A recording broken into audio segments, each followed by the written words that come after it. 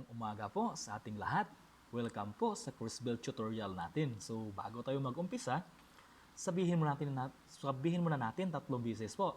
Ako ay matalino, ako ay matalino, ako ay matalino. Okay?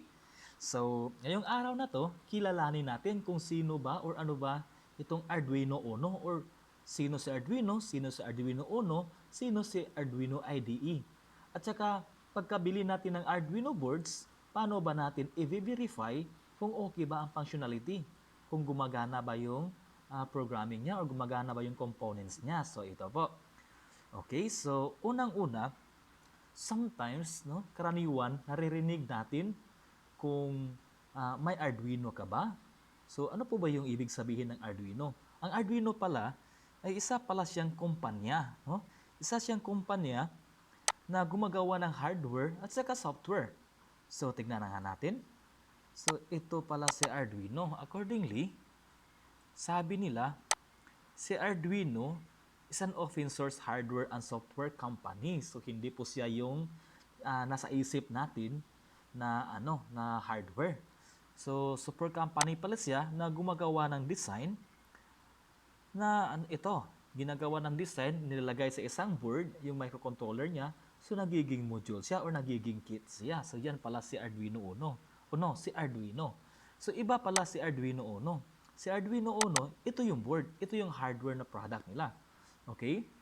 So may mga components po niyan. So maya-maya, kilalanin natin kung ano yung mga components na yan, ano yung mga functionalities nila. Okay?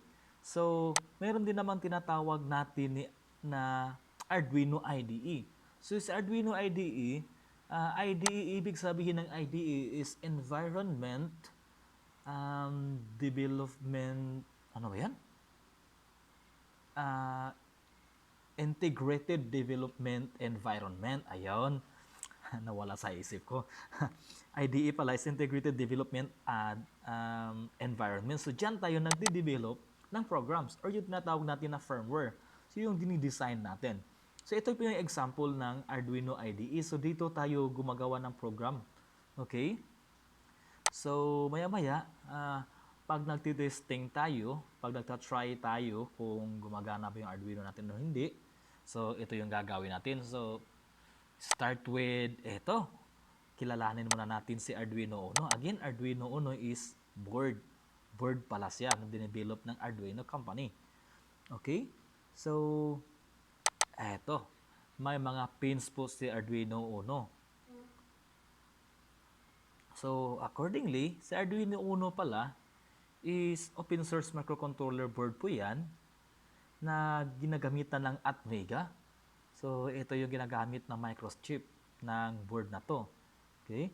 So, meron po yung available na digital and analog input-output. So, sa input-output kasi, dyan tayo nag-i-interact kay Arduino. So, yung ginagawa natin mga projects, simple projects, ginagamitan natin yan ng input at outputs. Okay? So, now, tatalakayin natin yung Arduino board. Saan ba si Arduino board dito? Ito. So, yung pin diagram niya. So, ito yung pwede nating gamitin. So, pag nakikita natin, may mga pins po dyan. May legend po dito na yung kulay yellow para is AVR. Itong AVR is ito yung sa microchip natin. So, ibig sabihin, yung pin na yan is galing sa AVR microchip ng ito po, si Atmega. Si digital, ito yung mga digital natin. Digital pins natin. Ito pwede ding maging digital at pwede ding maging analog. So, analog, yung kulay verde po, yung green. So, may analog input tayo, 0. Ayun. So, maya-maya, tatalakayin natin kung ano po yun, saan sila gagamitin. So, power, itong black, serial, ito si TX at si RX. Sila po yung sa serial. And then si SPI. Okay, so yun ba si SPI? Ito. So, for interface. Okay, peripheral interface po yan.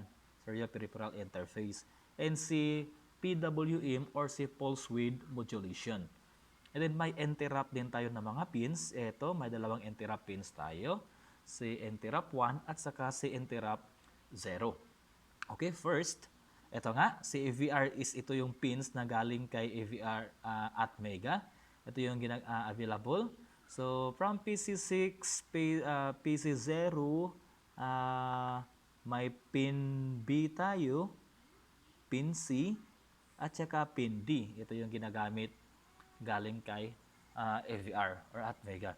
Okay, so eto si digital. Ano bang gamit ni digital? Si digital is yung nag-output ng value na 1 at saka 0. So, halimbawa, yung voltage na ginagamit or voltage reference na ginagamit ng Arduino natin is 3.3. So, yung output ng output ng ating digital pins is nasa 3.3. So, if 5 volts naman yung voltage reference, so 5 volts din yung output niya. So, if ginawa nating supply to, yung output ng digital pins, if ginawa nating supply para mag-power on ng LED, for example, doon sa sa last topic natin, kung paano gamit yung LED at saka breadboard at saka power source. So, pwede natin gawing power source tong digital pins. Okay, so may ilang digital pins ba tayo? 0 to 13. Meron din 14 to 19. So, marami-rami po yan. Okay, so ano po yung mga applications na pwedeng gamitin ng digital pins? Marami po. Pwede yung lighting pattern, series light, pwede natin gamitin yan. Pwede din yung mag-control ng mga malalaking appliances or malalaking voltahe na ginagamit ng appliances. Let's say for example, yung mga appliances na ginagamitan ng 220. So, pero may additional circuitry tayo. So, itong digital pin natin, ito is magiging triggering pins lang siguro to para mag-turn on yung malaking yung device na gumagamit ng malaking voltahe or power. Okay, so input-output. So, pwede siyang output. So, ibig sabihin, yung data po, yung signal is galing sa loob, sa processor natin, papunta palabas. So, yung palabas na signal, pwede yung gamitin nating power source. And then for input, yung data is coming from the outside or external. So, pumapasok po yan, papunta dito sa Arduino natin, sa processor natin, or sa microchip natin, para siya yung magsisilbing triggering signals. So, halimbawa, gumagawa tayo ng buzzer, no? Okay? Gumagawa tayo ng buzzer, pagkapindot natin ng button, magbabash siya. So, bakit ginagamitan natin ng firmware or program yan, gamit halimbawa itong Arduino Uno, is simply para ma-identify natin kung sino yung nauna, di ba? Kasi pag nagbabash lang tayo, tapos yung dalawa is ginagamitan lang natin ng simple switch ng button, so pag halos pagkasabay yung nagpipindot ng buzzer, medyo may conflict, di ba? Kung sino ba yung nauna or sino ba yung nahuli. So, pwede natin gamitan ng program yan para yung program yung mag-identify kung sino ba yung nauna. So, yan po. So, pwede natin gawing input. And then, for example, other example for input is yung gumagawa tayo ng digital clock, for example. So, nagsiset tayo ng time or nagsiset tayo ng timing. So, dyan yun, external yung setting natin and then pumapasok yung signal papunta sa microchip natin. Okay, so yun po yun. Marami pong application yung input-outputs natin. So sa mga darating natin na lectures or yung topic natin, so tayo ng exercises, no? Kung paano gamitin itong digital input-output pins. Okay, so ito namang analog, maganda to. Ito yung isa sa paborito kong gamitin pag gumagamit ako ng Arduino Uno. Itong board na to. Okay, so ano ba yung functions niya? So yung mga sensors, di ba? Alam naman natin na karaniwan or naturally, yung mga data na galing or from the environment is in a form of analog signal. So if gusto nating gumawa ng project na nag-involve ng external or natural signals, so ito yung analog pins yung gagamitin natin. So halimbawa, no? So again, input-output din to. Halimbawa, gusto nating i-measure yung intensity ng light, no? Ng sunlight, for example. So intensity ng sunlight or ng light during 6 a.m. ng morning, or 12 noon, or 3 p.m., or 6 p.m. So yun bang kina-quantify natin yung value ng light. So pwede po yun, no? Gagamit lang tayo ng light sensor, or maraming sensors naman na pwedeng gamitin. So yung mga sensor kasi, halimbawa, voice sensor or noise sensor, yung nag-identify ng noise, may noise ba or may voice ba, for example. Yung pressure sensor, pwede din yan. Nag-identify ng pressure, na it could be wind pressure or water pressure. Meron ding heat sensor or temperature sensor. So lahat po yan, dito po yan kinokonekta sa analog inputs. Kung bakit nga? Kasi dito, yung analog input kasi, yung signal kasi from the outside, or natural signal from the outside, is in a form of analog. So ginagamitan niya ng analog input, and then may conversion po na nangyayari sa loob. So alam naman natin na if it is a digital device, it can only process, or kaya lang yang iproseso yung mga digital signals. So, di ba? Yung sa outside signals natin, yung sa environment signals natin is in a form of analog, no? Voices, tunog ng car, temperature, pressure, all of that, lahat po yan is in a form of analog. So, ginawa ng Arduino Uno, may conversion po dito. May capability po to na tinatawag ng ADC at saka DAC. So, yan yung ginagamit ng analog inputs natin.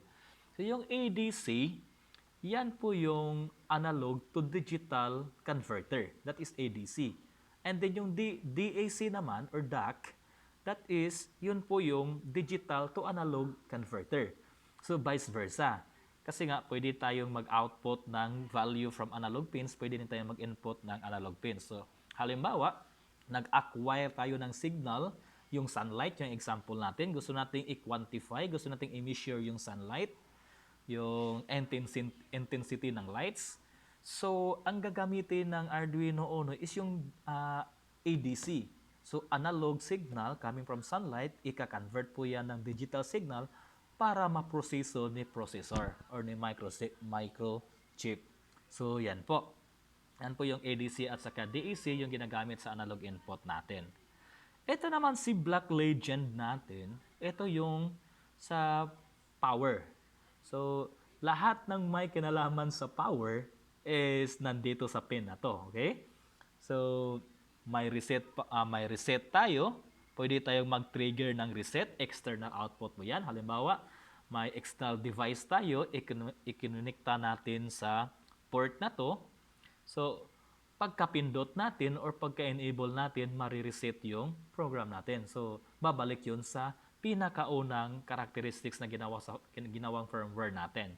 So, ayan. And then, kung nakita nyo, may dalawang voltage reference yung Arduino board natin. May 3.3 volts at saka may 5 volts. Tong dalawang to is digital direct current po to. Okay? So, direct current yung ginawa niya. So, pwede tayong kumuha ng power source from this port, no? Galing dito. Pag dito tayo kumuha, that is 3.3. Pag sa baba naman tayo kumuha, so that is 5 volts. So, hindi naman tayo malilito nito. Kung bakit is may level naman. So, sundan lang natin yung levels na nasa baba na nakaprinta sa board. Okay? And then, may dalawang ground tayo. Ito po yung tinatawag na common ground or body ground. So, lahat ng ground na konektado dito sa Arduino, dapat i-connect natin sa ground ng Arduino para magiging isang circuit sila or para konektado sila. Okay? And then, kung nakita nyo, may VN tayo. Ito yung voltage input. So, yung Arduino kasi natin, kaya niyang i-handle up to 12 volts DC. Okay? So, up to 12 VDC. So, kaya niyang i-handle. So, ano ba yung mga power supply natin na gumagamit ng 12 volts? Yung karaniwang ginagamit sa device natin, yung router. No?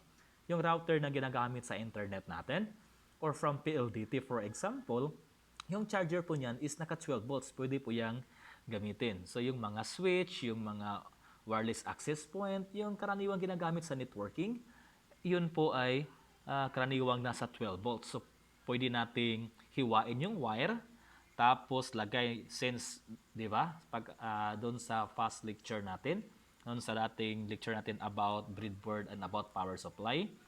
So, pwede nating hiwain yung wire, and if that is kung ano man yan, kung digital device man yan, so kung DC man yan na supply, so may dalawang kuryente yan, may dalawang wire.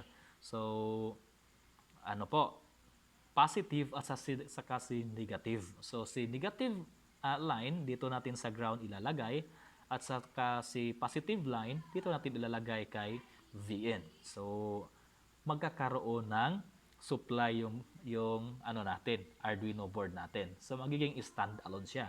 So, as long as may power supply siya, gagana talaga yung Arduino board natin. Okay? Ito namang sa taas, ito yung analogy or analog reference. So, dito natin ilalagay yung input natin kung ano yung magiging reference natin. So, halimbawa, gusto natin ang output ng mga ports na to is nasa voltage reference natin na 3.3, then 3.3 lang yung magiging output dito. And then, if gusto natin na 5 lang, purely 5 volts lang yung output niya, so magiging 5 volts din yung output niya depending on the input sa voltage reference natin. So, maglalagay tayo ng voltage reference. So, ito po yan. And then, similarly, the same pa rin, itong si ground, ito. Si ground is similar din yung ground na to sa ground dito. So, pwede din siyang gamitin magiging common ground, or the body ground. Ayun. So, yan po yung sa power natin. So, how about yung serial? Ito. Serial is, anong kulay ba to? Orange. Yung either is yellow. Okay? So, may dalawang serial pin tayo na available sa board natin. Meron tayong tinatawag na TX1, ito, at saka si RX, sorry, I stand corrected. TX nasa pin 1 at saka si RX is nasa pin 0. So, yun po. So, ano po yung gamit nito? So, kung gusto nating may serial communication yung device natin, karaniwang ginagamit dito is yung mga Bluetooth communication. Yun ba ang nire-remote natin yung halimbawa, yung nagko-connecta tayo ng LED for example, tapos kino-control natin yung turn on, turn off gamit yung wireless communication. So, pwede natin gamitin yung Bluetooth as serial device to pass the data para ipasa yung data galing sa controller papunta sa board nito. So, wireless yung ginagamit. Pwede namang wire.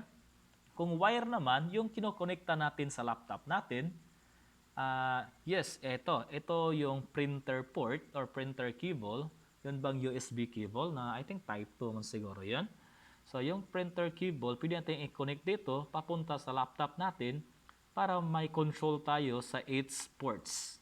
So, for example, gusto natin kontrolin yung ilaw gamit yung keyboard natin. So, okay din yan, di ba? Yung ginawa kong project dati-rati is gumawa ako ng mobile robot, yung simple robot lang, yung car.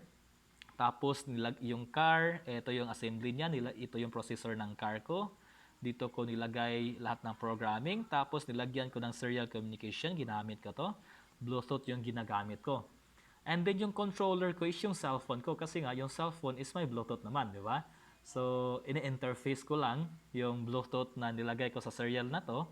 And then, sa serial naman, sa Bluetooth naman sa cellphone ko. So, doon, yun, nako-control ko yung car, robot car, simply navigation lang, move forward, sideward, backward.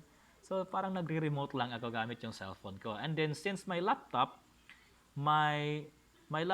meron naman siyang built-in na Bluetooth din. So, pwede ko ding ma-remote yung car gamit yung Bluetooth. Yung control ko is yung ginagamit natin sa Counter-Strike.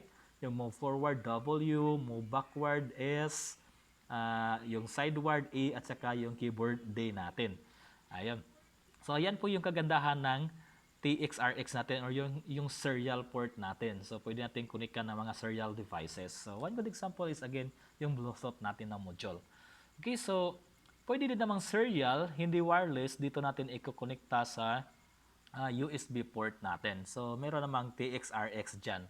Automatic, nagto-turn on yan. Ito yung tandaan nyo, bawal kasing direktang i-connecta yung dalawang serial. Itong serial dito, na konektado sa port or tong serial dito na from the outside. So, magkakaroon ng conflict po dyan.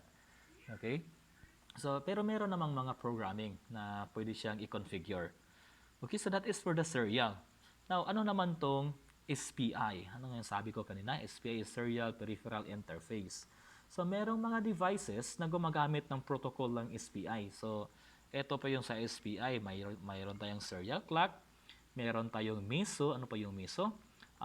Master slave kasi ito. Yung master natin, depende. Pwedeng si Arduino yung master natin, yung slave natin is yung peripheral natin. So, yung MISO, ibig sabihin is master in, slave out. So, yung input pala natin nito is galing from the slave and then input to the master. So, yan po yung MISO. And then, the other side naman dyan is itong si MOSI. Binaliktad lang si MISO, nagiging MOSI. So, ibig sabihin, master out, serial in. So, yung input data natin is galing kay master. And then, yan yung nagiging input data kay slave. And then, select master. So, eto. Pwede tayo, select slave. Itong pin na to. So, may mga devices kasi na gumagamit ng SPI protocol. So, pag ganyan, kinagamitan natin na ito. Okay? So, ito namang si I2C. Ito yung parang kinonekta natin, kinonekta natin yung dalawang boards. So, eto, si SDA at saka si SCL. So, SDA ito yung data line papunta sa other board. Halimbawa, may dalawang Arduino natin, may dalawang Arduino tayo, then gusto nating gamitin yung dalawa sabay, pwede nating i-common yung functionality nila. So, ito yun, si SDA at saka si SCL. So, si data line at saka si clock line. So, may picture tayo dito. Ano ba yan? Ito. Ito yung picture niya. So, dalawang board. Dalawang board po. So, sa kay SDA at saka kay clock. So, kinokonekta sila. So, magsisynchronize sila. Yung programming nila is magsusynchronize din. So, kailangan lang i-connecta din yung ground nila, common ground nila para nga iisang circuit sila. So, yan po yung sa master slave. Ito pala yung sa SPI. Halimbawa ng SPI or example ng SPI is itong barometric pressure sensor.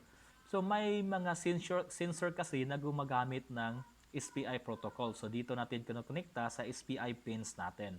So, yan po yung isang example po. Okay? So, SPI at saka SPC. Ito namang si PWM, ito yung si pulse width modulation. Ito yung karaniwang ginagamit para mag-control kay servomotor, di ba? Kilala niyo sa servomotor? Si servomotor is isa siyang motor na alam niya kung anong angle or kung ano yung current angle niya. So, halimbawa, pwede nating bigyan ng data si servomotor nga gusto ko hanggang 50 degrees ka lang. So, 0 to 50 degrees, magta-turn si servomotor. So, yung ginagamit na programming nito, ginagamit na technology na ito is the PWM. Ito. By the way, search muna natin kung ano yung picture ni servomotor. Okay, ito po yung si servomotor. Lagyan natin ng motor. Ayun.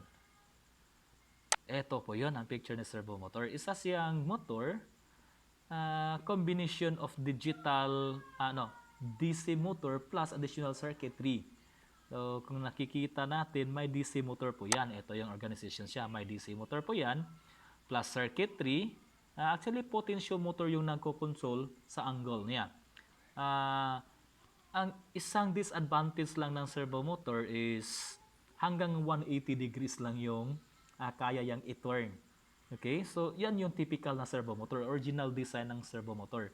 So, from 0 to 180 degrees, ma-identify niya, 90 degrees. So, maganda siya. For example, gamitin natin sa critical project na gumagamit ng angle. Halimbawa, nagtitimpla tayo ng temperature, di ba? Ng tubig, for example. Gusto natin ganito lang kalamig yung tubig or gusto natin ganito lang kainit yung tubig. So, anong angle ba yung i-open natin sa valve? Pwede din yung magiging applications. Or, yung sa door lock. Pwedeng sa door lock naman. So, Yung 180, malayo-layo na yon, di ba? So, convert natin from rotation to translation. So, pwede din magiging application. Pero, meron namang kung gusto natin gawing, eto, ah, hindi natin pwedeng gamitin yung typical na servo motor kapag ginawa natin siyang, yung wheel ng robot natin. Gulong. Hindi siya pwedeng gamitin pag-control ng gulong sa robot natin kasi nga hanggang 180 lang yung rotation niya. Pero, yung iba, ini-innovate nila, iniiba nila yung setup ng servo motor, tinatanggal nila yung potentiometer, pinapalitan nila ng resistor na may katulad, ang rating ng resistor is katulad ng potentiometer. So, instead na 180 degrees yung kanyang rotation, nagiging 360. So, pag nagiging 360 siya, ibig sabihin, pwede siyang gawing pang-control ng gulong ng mobile car natin or robot natin, no?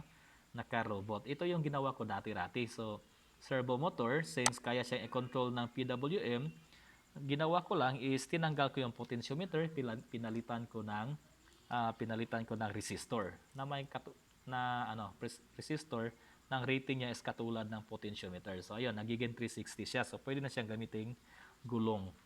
Ayun.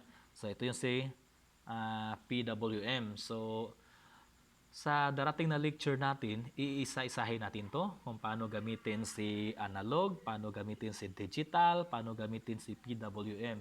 And then magko-construct tayo ng simple project lang siguro. And then again, paano gamitin si serial. So, ayun po. Yan po yung gagawin natin. So lastly, etong si interrupt, no? Sino naman po si interrupt? Si interrupt is, ito yung external signal niya. So halimbawa sa program natin is naglo-looping 'yon, di ba? So may normal na operation ron, naglo-looping now.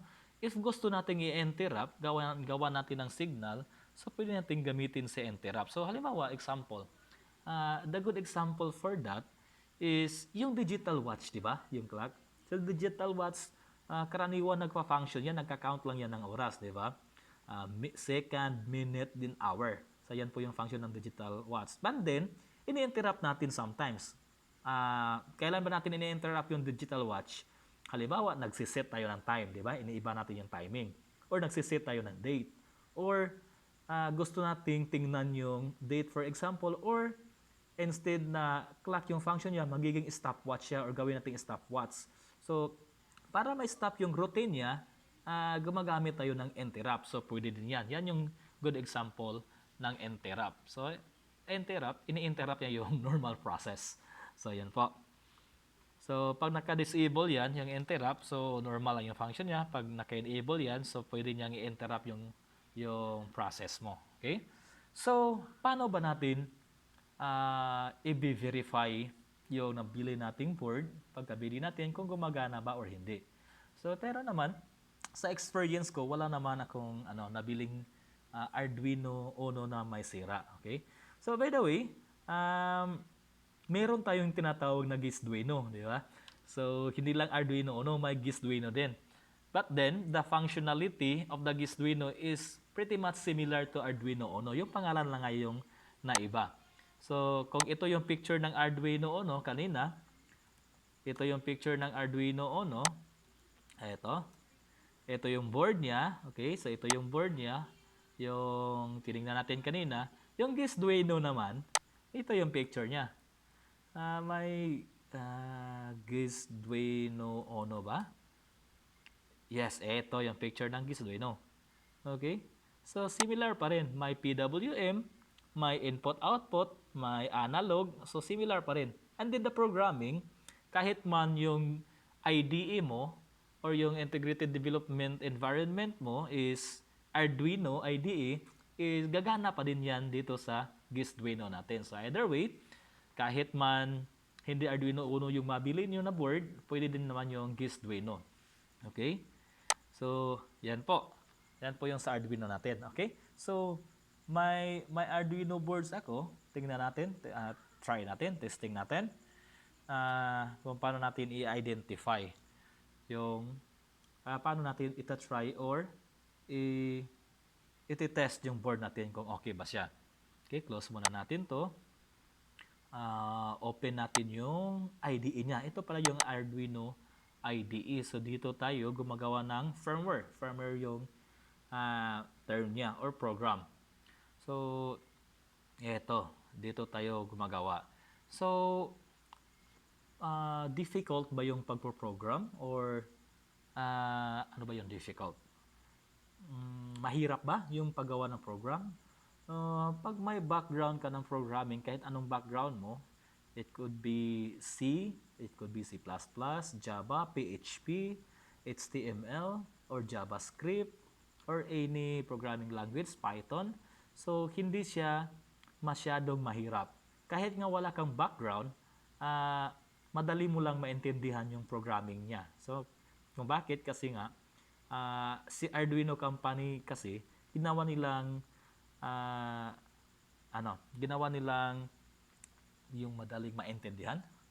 Ginawa nilang AC, no? Ginawa nilang easy yung programming. So, mas madali siyang intindihin kahit nga wala kang background sa programming. Okay? So, ito yung Arduino IDE natin. Pakita ko lang yung board natin. Ito po yung Arduino board natin. So, pagkabili natin ito, so karaniwan may free po yan. Ito, yung printer cable niya. Yung bakit printer cable, kung nakita nyo, yung dulo nito is yung ginagamit sa printer. So, pwede din naman, pag walang free na cable tayo, USB cable, pwede natin kunin yung cable natin sa printer at yun yung gagamitin natin. Ito naman, ito yung pang-connect sa laptop natin. Okay?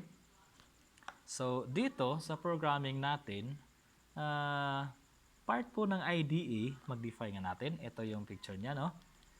Part po ng IDE, may mga options tayo. Ito, may mga tabs tayo. Dito sa files, ito yung karaniwang laman ng files. New, open, so on and so forth. Edit, sketch yung files natin. Pwede tayong mag-compile at saka mag-verify dito. Pwede din tayong mag-upload. Then sa tools, dito natin makikita kung ano ba yung board na ginagamit natin.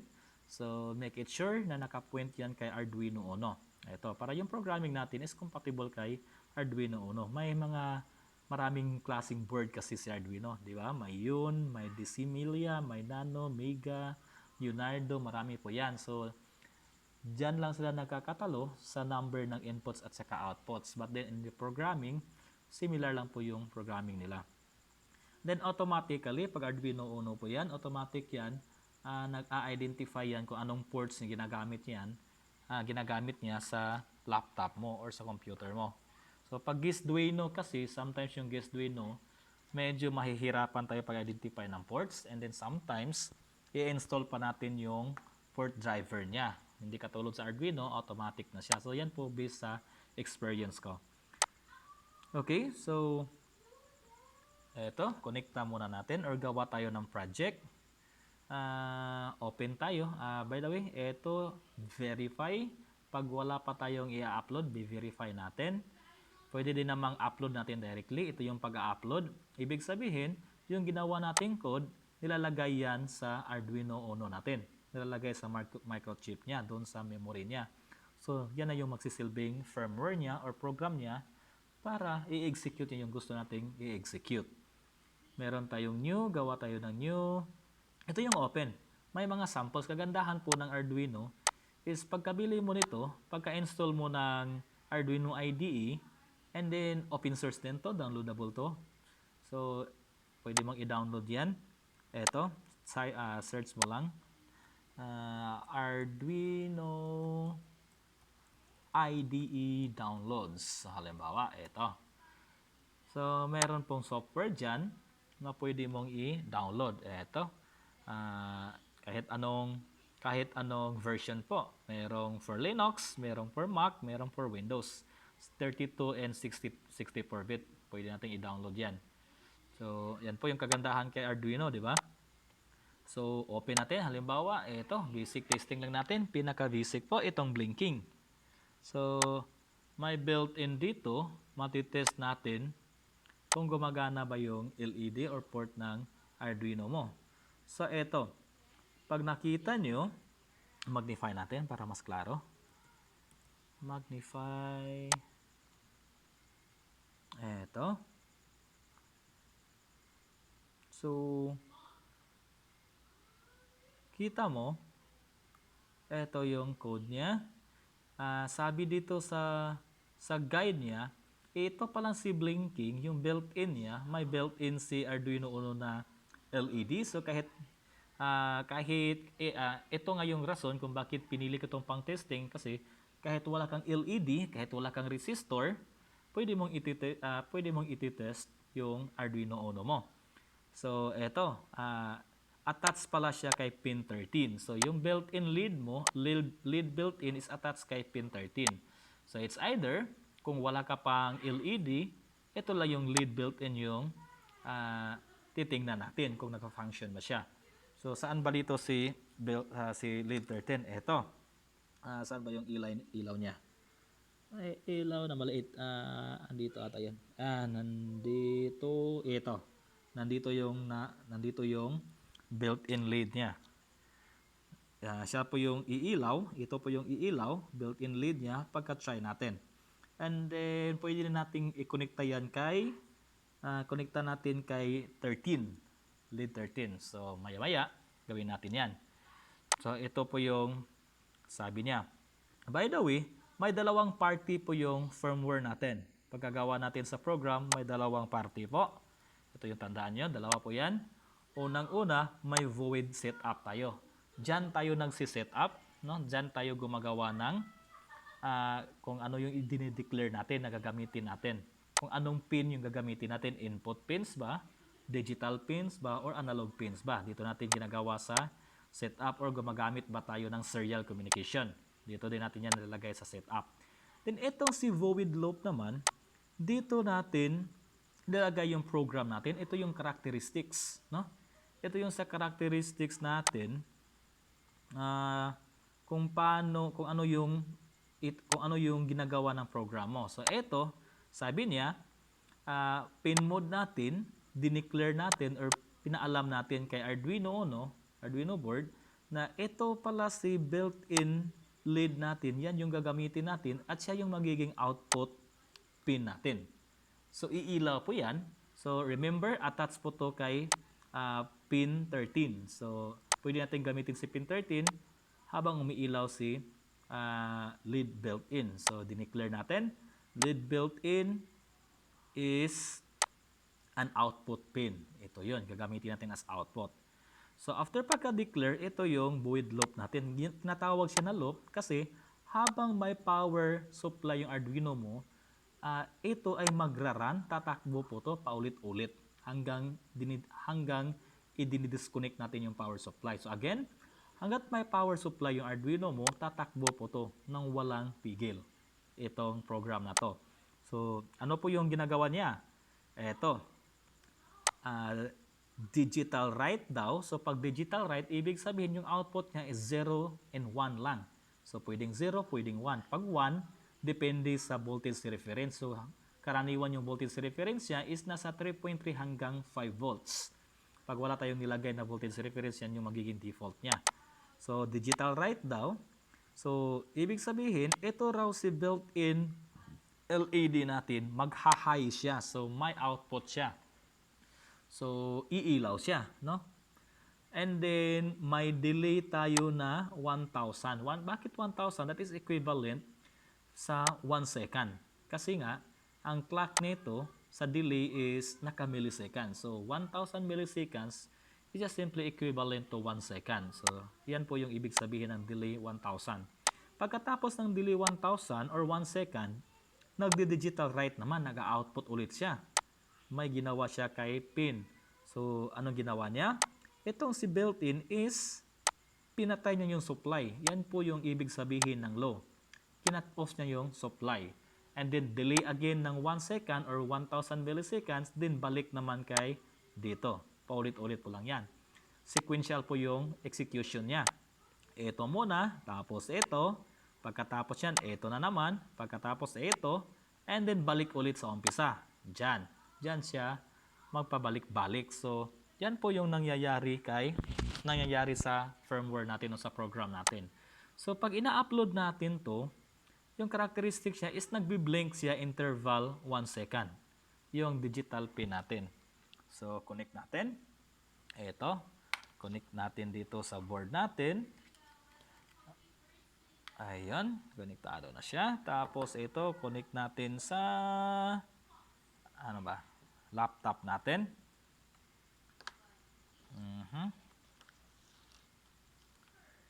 Ito, connect natin sa laptop natin. Ayun. Tina-try ko kasi kanina, so kaya nagbi-blink siya. Adjust muna natin ha.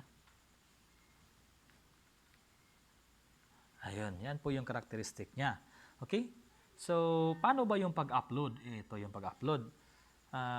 Gusto nating i-transfer yung code niya. Ito. Gusto nating i-transfer yung code niya. Pindutin lang natin yung upload. Pag nakikita nyo, ito yun. Nagko-compile yung sketch mo. Ito. Nagko-compile dito. Ayun, uploading, sabi niya. And then done uploading. So, yan yung nangyayari after. Okay? So, ibig sabihin, tapos yung pag-upload galing sa laptop natin, pinasa niya kay Arduino at saka yan yung nagiging characteristic niya. So, ibig sabihin, okay yung board mo, gumagana yung board mo. So, okay. How about testingan or i-try natin yung pin 13? So, gawa tayo ng assembly. Connect natin si pin 13. Pin 13 kay Arduino. So, ito po yung application na ginawa natin yung previous discussion natin. Di ba? So, may ginawa tayo sa previous discussion natin. Yun bang, ano ba yan? Kung paano gamitin si breadboard. Yung last na discussion natin. So, nasa pin 13 raw. So, saan ba si pin 13 dito? Okay, so counting tayo. Ito si 8, 9, 10, 11, 12, 13. So, ito yung si pin 13. Connect lang natin dyan. Yan yung pin 13 natin. Lagyan natin ng, ano ba? Eto, lagyan natin ng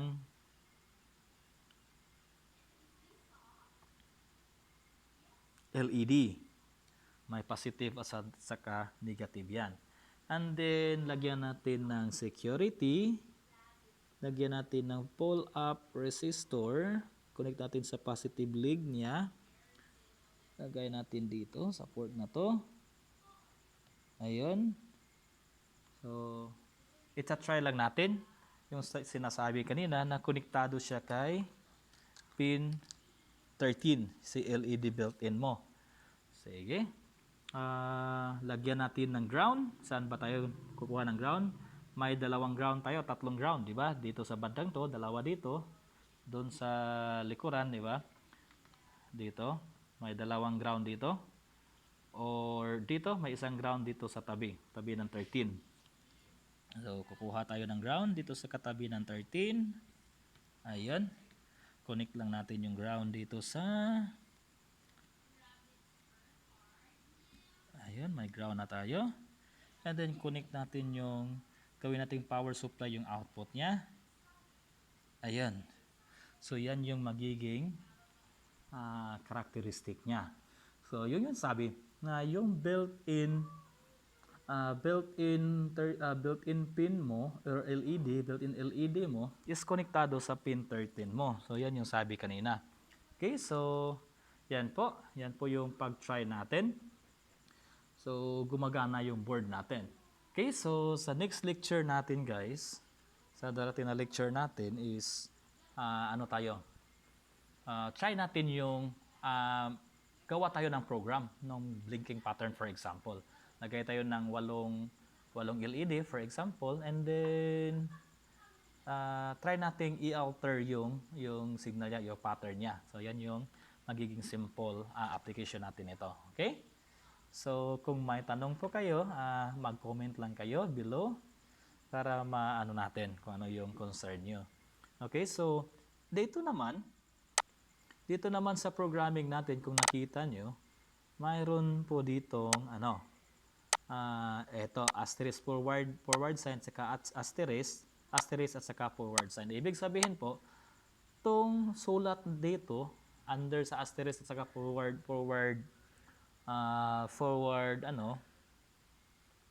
forward slash is naka-comment yan. Ibig sabihin, hindi siya kasali sa ano nyo, sa programming nyo. So kahit man i-delete nyo to, wala ding mangyayari. So yan po. Ito namang multiple kasi yon. Kaya may asterisk at saka forward slash, and ibig sabihin multiple line comments po yan. Wala po yan, hindi po yan kasali. So hindi mag-i-error yung programa pagka-compile mo. Etong double forward slash naman, ito yung single line comments. Pwede mo din yang i-delete. So lahat ng comments sa programming is hindi kasali sa pagko-compile. Hindi kasali yan sa paggawa ng firmware. Ayan, pwede yang i-delete. So ginawa niya lang yan ng comment para lang magiging guide natin kung ano po yung ibig sabihin ng each line po ng program. So pag kabisado nyo na yung linya, po pwede nang i-delete nyo na itong comments. So yan lang yung magiging code nyo. Okay, so upload natin. For example, ayan, uploading siya. So kita nyo, may blinking siya. So nag-upload. Done uploading. So the same pa rin yung function siya. Di ba? Walang nangyari. So hindi yun kasali yung comments line niya. Okay, so yun po yung kung paano natin i-verify yung Arduino board natin, at saka kung ano po yung meaning ng mga ports natin at kung paano po natin gamitin. So later on, sa channel natin, tatalakayin natin kung paano gamitin yung analog, yung digital pins. Yung kanina digital pins yon, yung pin 13. So yung digital pins, yung mga sensors, so gagamitin natin yon, yung serial, tsaka yung serial. Gagamitin natin yung later on sa discussion natin. Okay, so maraming salamat po sa pakikinig. Maraming salamat po sa pagsubaybay. Huwag pong kalimutan mag-like at mag-subscribe sa channel natin. Salamat po.